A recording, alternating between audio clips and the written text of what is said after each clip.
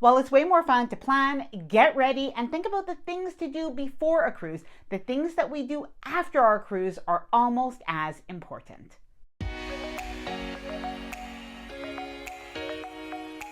Hi there, I'm Ilana from the website lightbulbcruise.com. Welcome back to my channel.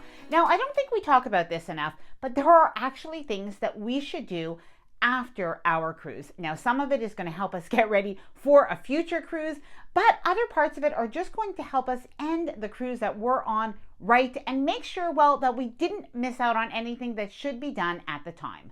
Now, I'd love to say I'm perfect at this, but I'm not. In fact, I've made some mistakes, and some of these things have been learned by trial and error. Now, before I get started, I did want to mention that if you like this video, if you find it helpful, informative, or enjoyable in any way, then please do give the video a big thumbs up. I really do appreciate it, and please subscribe to the channel if you haven't done so already. Let's get started. Number one, make sure as soon as you get home from your cruise that you open up that luggage and you plop your laundry right into the laundry machine. Honestly, don't even wait a day. Just do it at nighttime, even if it's before you go to bed. Make sure that you do get that laundry done. If you end up leaving it in your suitcase and you keep it all zipped up and maybe you forget about the suitcase for a couple of days, well, we all know what's going to happen. So we don't want that. Make sure that you do your laundry right away. Number two, still on the subject of luggage, is unpack as soon as you can. Now, I'm not saying you necessarily should unpack the very day that you get home from the cruise. Maybe you are flying and getting home very late, or maybe you've had a very long road trip after your cruise, but as soon as you can. So try to even do it the very next day. Something that I have found, and this is through a little bit of trial and error, is that if I leave my luggage go more than a day or two, honestly, sometimes my luggage can sit there for much longer, and well, it's almost not worth unpacking before my next cruise, if you know what I mean. Now, I'm definitely getting better at this, but if you've ever had this happen to you, please let me know down in the comments below. Now, by the way, while most of these post-cruise trips are for once you get home from your cruise, I do have one tip that is absolutely something that you're going to want to know about before you get home from your vacation. Number three, don't forget to fill in the post-cruise survey. Now, after the cruise line will usually send you an email with a survey to fill out after your cruise. And of course, they're going to ask you to rate all of the different things on your cruise, and as well to leave comments and even include some of the names of the people that were super helpful to you on your cruise. Now, usually that survey is still valid for approximately 1 week.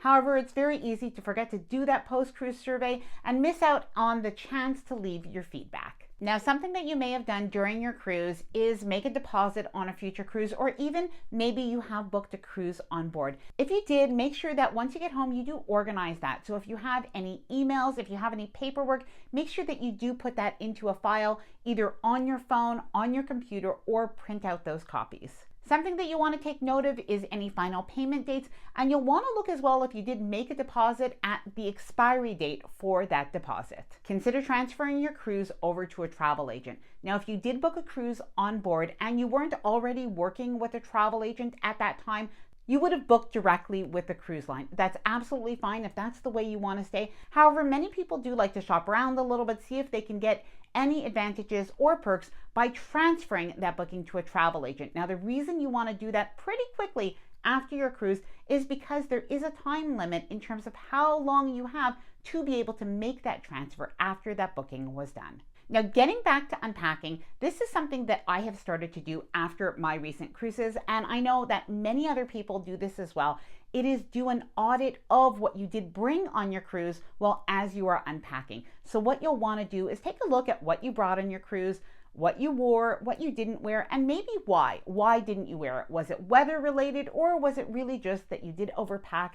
And there are some items that you probably wouldn't wear again, so you want to cross those off the packing list. You want to look at your cruise essentials as well. Are those things that you want to bring next time? Are there other things that you missed out on having that you should add to your packing list? Now, doing that audit and taking notes is going to help you for your next cruise, not only to be prepared, but also to avoid some of the overpacking.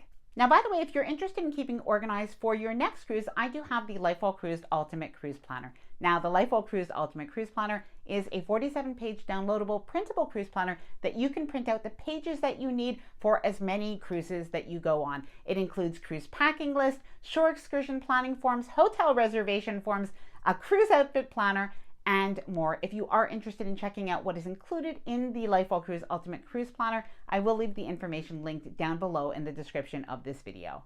Do a travel toiletry refill. So something that you might want to do is go through your toiletry bag, take a look at what you've used and what needs to be replaced. In particular, if you are buying travel-sized items or if you are refilling travel-sized bottles, you can actually just keep those filled up, and this way you are ready for your next cruise. Now, something I like to do is also replace any of the items that are in my little first aid kit. So I always make sure that I have Band-Aids and polysporin and maybe a little Afterbite. And sometimes we have used those items during our cruise. So I like to replace those items if needed at the same time as well.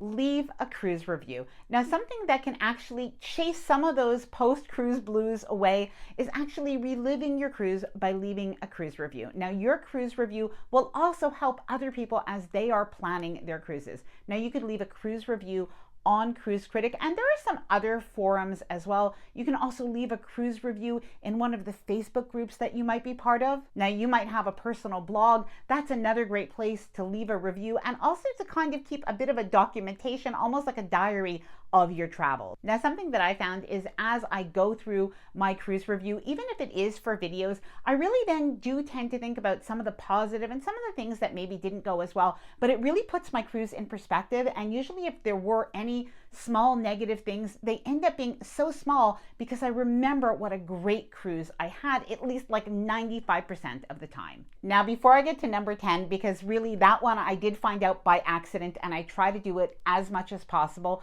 But number 9, it is do some cruise shopping. So yes, shop for your future cruise. If you didn't book a cruise already while you were on board, maybe you put a deposit only, this is a time to actually do a little bit of cruise shopping because you're going to have a little bit of post-cruise blues. Let's face it, we often have that after a cruise, but if you're planning a future cruise, those post-cruise blues, well, they really do tend to go away. So of course you can shop for your cruise, but if you already have your cruise, you can start planning that cruise as well. Take a look at the different destinations, at the excursions that are available, whether it's the excursions with a cruise line or privately. Watch videos, watch vlogs about it, read different reviews on the different cruise websites, but that will definitely chase away the post-cruise blues and leave you anticipating the next one.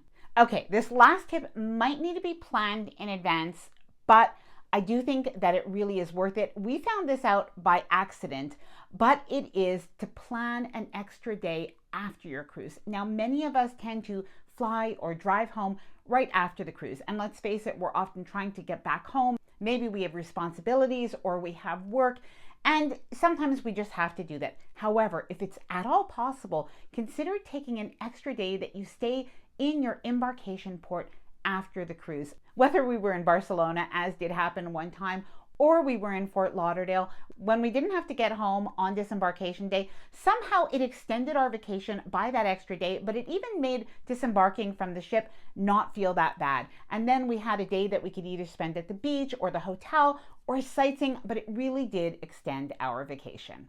And truthfully, that was a much more relaxing way to end the cruise than getting up early and then heading home.